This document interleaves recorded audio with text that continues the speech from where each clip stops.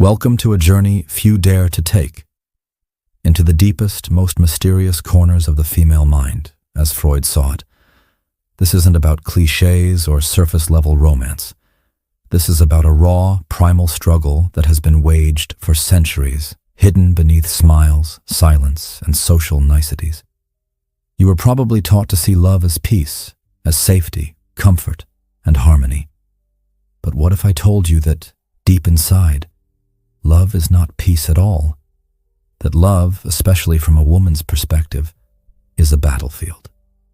A silent war between conflicting forces, shaped by biology, history, and the unconscious mind. Freud was the first to map this hidden war. Not out of disrespect, but because he wanted to understand the truth beneath every look, every word, every moment of distance and closeness. And the truth is darker and more complicated than most people want to admit. Imagine a world long ago, ancient tribes at war, men conquering men, tribes falling. What happened to the women? They didn't flee. They adapted. They married the conquerors, bore their children, and survived. This wasn't about choice or sentiment.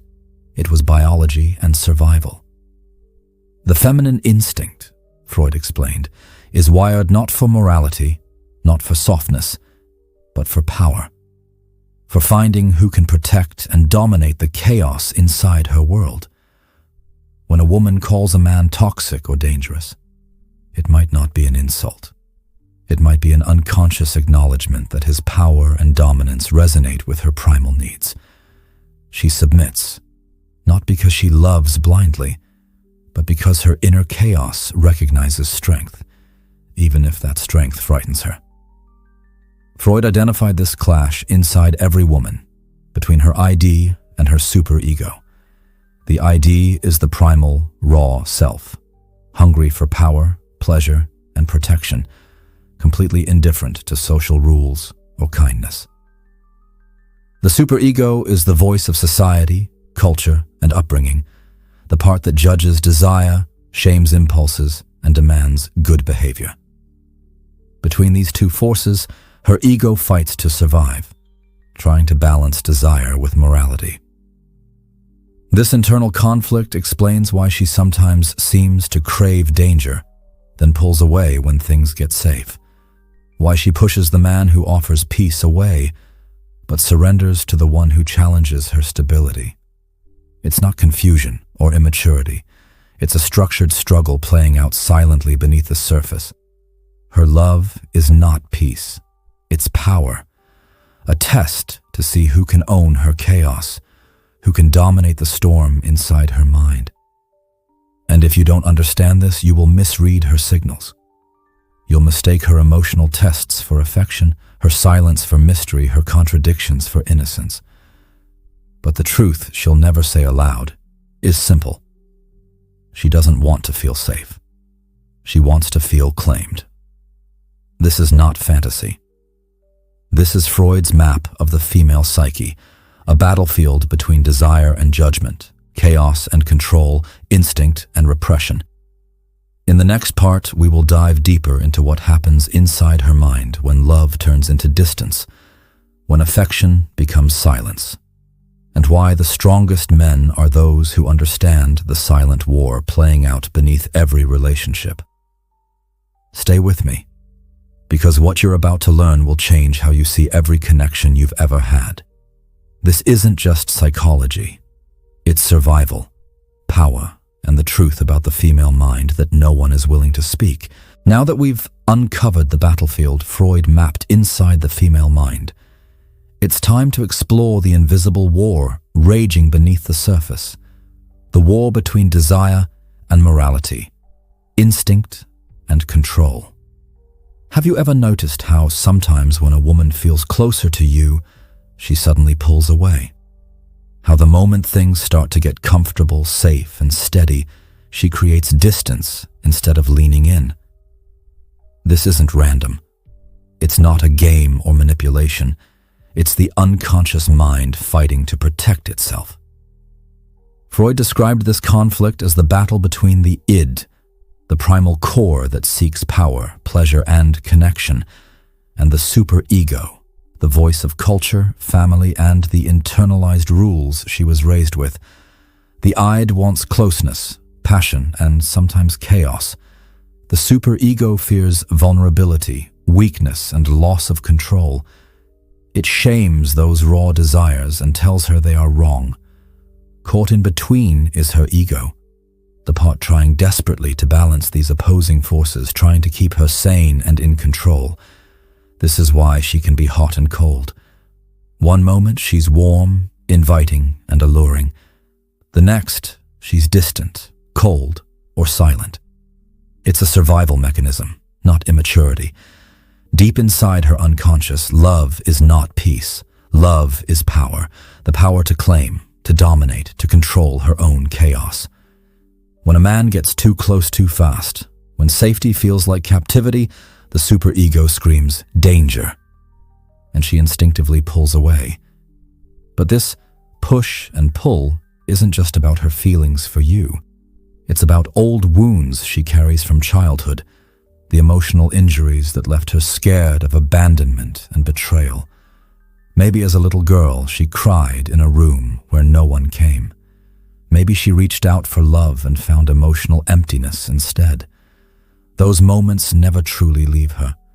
They live in her unconscious, shaping how she relates to love and intimacy today. So when you send her messages she doesn't reply to, or when she watches your stories but doesn't reach out, don't think she's lost interest. Her silence is a defense, a way her unconscious mind protects itself from pain it's not ready to face. You're not just dealing with her, you're dealing with her history. With patterns older than your name saved in her phone, with echoes of nights she cried alone, promising herself never again. And here's the paradox.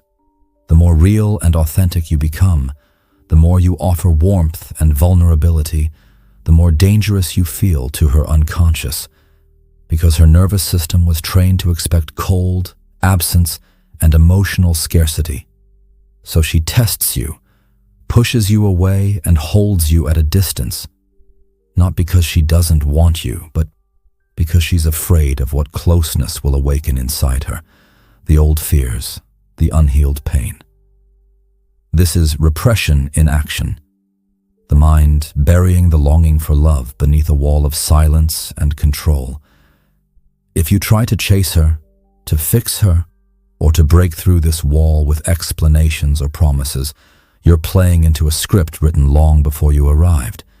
You're fueling the drama instead of healing it. The key to winning this silent war? Understanding it exists, not reacting to the tests, the coldness, or the emotional roller coaster. Staying grounded in your own power and stillness, becoming the calm in the storm she secretly craves but fears. In the next part, we'll look at the dangerous patterns created by childhood wounds, how they shape modern seduction, emotional manipulation, and the traps men fall into every day. You'll learn why the woman who confuses you isn't broken. She's fighting an inner battle you're only beginning to see. So far, we've seen the hidden war inside a woman's mind, the battle between her primal desires and the judgments imposed by culture and upbringing. Now, let's dive even deeper. Let's explore how the wounds from childhood mold the way women seduce, test, and sometimes manipulate men, and why many men get trapped in this emotional dance without even realizing it. Think about the little girl she once was. Maybe she grew up in a home where affection was unpredictable, one moment warmth, the next coldness. Maybe her parents were emotionally absent, harsh, or overly controlling. These early experiences left scars deeper than she can admit, even to herself. Freud called this repression, a defense mechanism where the mind hides painful truths it cannot bear. These wounds become the hidden scripts that guide her behavior as an adult. The patterns she repeats, the emotional games she plays, aren't conscious choices but survival tactics forged in childhood. One of the most powerful scripts she learned is this: attention equals survival.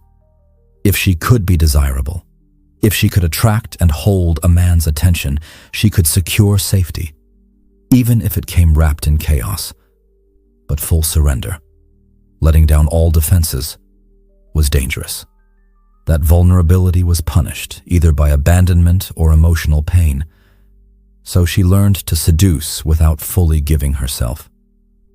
The slow blink, the subtle touch, the teasing smile, these are invitations wrapped in caution. She wants to be desired, but not possessed. She craves connection, but fears losing control. Freud called this reaction formation, when someone behaves in a way that is the opposite of what they truly feel to protect themselves. She may act distant when she secretly longs for closeness. She may talk about boundaries and independence while hiding deep sexual desire. This duality creates confusion for men, but for her, it's a shield. Why does she do this? Because acknowledging her true feelings would shatter her fragile sense of control. The ego in her mind tells her, flirt, but don't commit. Control the narrative. Stay powerful. And here's the trap men fall into. They mistake her tests for affection. They chase the warmth behind the cold. They believe if they just try harder, explain more, or fix her, she will finally open up. But chasing only feeds the cycle. The more you chase, the more she pulls away, because her unconscious screams, run. The more you explain, the more you submit to her hidden fears. The key? Recognizing the script without getting caught in it. Understanding that when she pushes you away, she's not rejecting you personally. She's fighting her own history, her own fear of abandonment. When you realize this, you stop reacting out of desperation or confusion. You stop trying to fix her or prove your worth. Instead, you hold your ground with calm, steady presence. This is the power Freud hinted at. Sublimation. Taking the raw hunger, the emotional chaos inside you, and channeling it into your growth, your purpose, your strength. The man who becomes untouchable is not the one who fights fire with fire. It's the one who turns the fire inward, transforms it into something higher. In the next part, we will uncover why the most powerful test a woman gives is not what she says, but what she silently projects. We'll explore projection and emotional warfare, and how to protect your masculinity from being hijacked by unconscious battles. Keep listening, because what you learn next could save you years of confusion and heartbreak. Now that you understand how childhood wounds shape the emotional dance between men and women, it's time to reveal one of the most powerful psychological weapons in this silent battlefield: projection. Projection is an unconscious act. It happens when a person displaces their own inner conflicts, fears, or desires onto someone else, turning them into the scapegoat for what they cannot face inside themselves. In relationships, women often project their unresolved chaos onto the men they're involved with. When she suddenly accuses you of being cold, controlling, or untrustworthy, it's not always about you. It's a reflection of her own inner turmoil. This creates what Freud called a psychological theater, a stage where her unconscious plays out the battles she cannot win internally.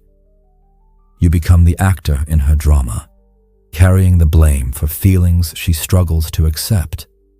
It's painful, confusing, and it can make a man question his own worth, sanity, and reality.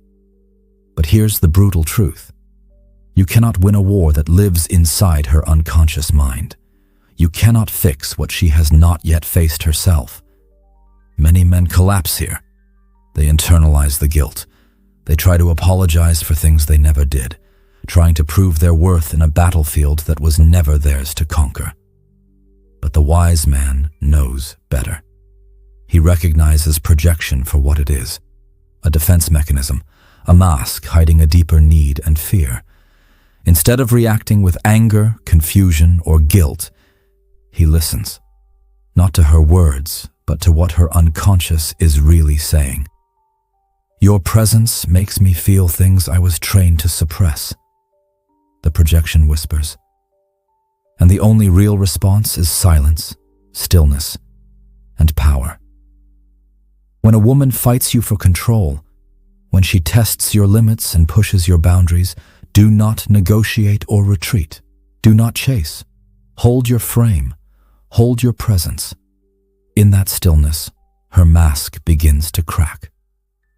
This is where true masculine power lies, not in dominating or controlling her, but in owning your own mind, your own story.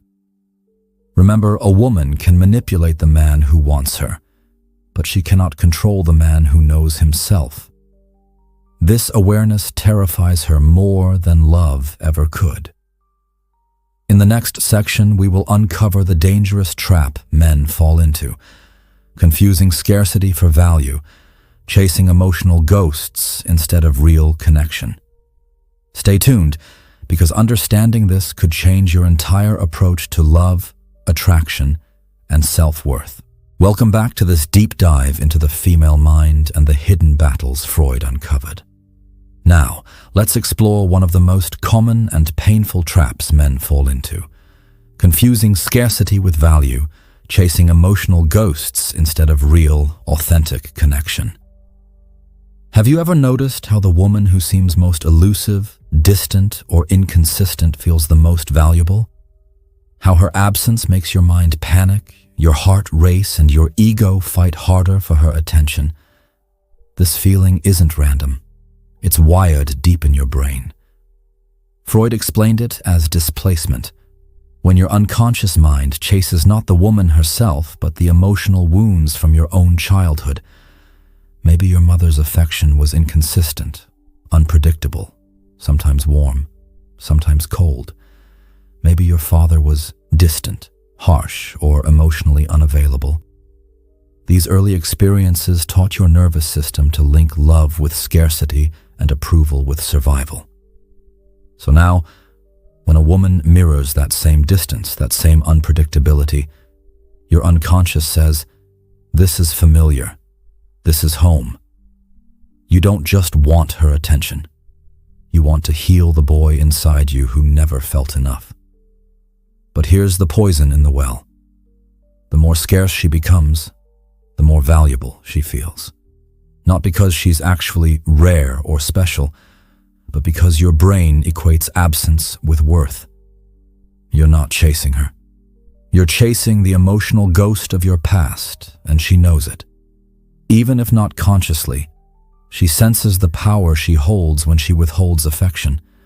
The moment she pulls back, your masculinity wobbles. Your self-worth becomes outsourced to her attention. This is dangerous. No woman should ever have that kind of power over your nervous system. Until you stop confusing emotional starvation with love, you'll keep crawling back to women who feed you crumbs and make you believe it's a feast. You don't rise by earning her validation. You rise by recognizing the script and refusing to act in it. True power begins the moment you stop chasing your childhood wounds through the bodies of modern women. In the next part, we'll reveal how to break free from this cycle, how to reclaim your emotional sovereignty, stand strong in your truth, and attract women who recognize your value without tests or games. Because the man who truly knows himself does not need to chase, he attracts. Stay with me for the final part, where transformation begins. Welcome to the final part of this journey into the hidden map of the female mind as Freud saw it, and the path forward for every man ready to claim his true power. By now, you understand the unconscious battles she fights, the war between desire and shame, hunger and fear. You've seen how childhood wounds shape seductive patterns and emotional warfare. You know the trap of chasing scarcity and emotional ghosts. Now, it's time to transcend it all. True power doesn't come from reacting to her chaos or trying to fix what's not yours. It comes from emotional sovereignty, the ability to feel deeply, but obey nothing that doesn't serve your path.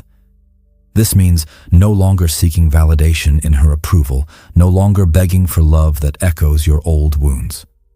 Instead, you build your life, your purpose, your strength, independent of her games. When she tests you, withholds affection, or tries to pull you into her drama, you don't bend. You don't chase. You hold your frame with quiet confidence. This stillness is magnetic. It's the gravity her chaos secretly longs for, because a woman isn't healed by being coddled or chased. She's healed by witnessing a man who will not fold, a man who chooses himself over being chosen. This man stands grounded in reality, his own reality, not hers or society's. He understands that his worth is not tied to anyone else's attention. When she pushes away, he doesn't take it personally. He sees it as her unconscious protecting itself. He walks away with dignity, depth, and a sacred stillness, not angry or hurt, but free. Because the greatest threat to a woman who manipulates is not resistance, it's indifference. The man who knows himself becomes untouchable, and in that his power begins, not over her, but over himself. So stop chasing ghosts. Stop bleeding for mirrors. Stop punishing yourself for patterns that were never your fault. Choose yourself. Choose your path. Let your silence become surgical. Let your presence be unshakable. And watch as the women who truly recognize your worth come to you. Without tests, without games, just genuine connection. This is the secret Freud left for us. The map is clear. Now it's your turn to walk the path. Thank you for joining me on this journey. If this changed how you see love and power, like, subscribe, and share your truths below. Build strength. Build clarity. Build yourself. Because your power is waiting, not in chasing, but in standing still.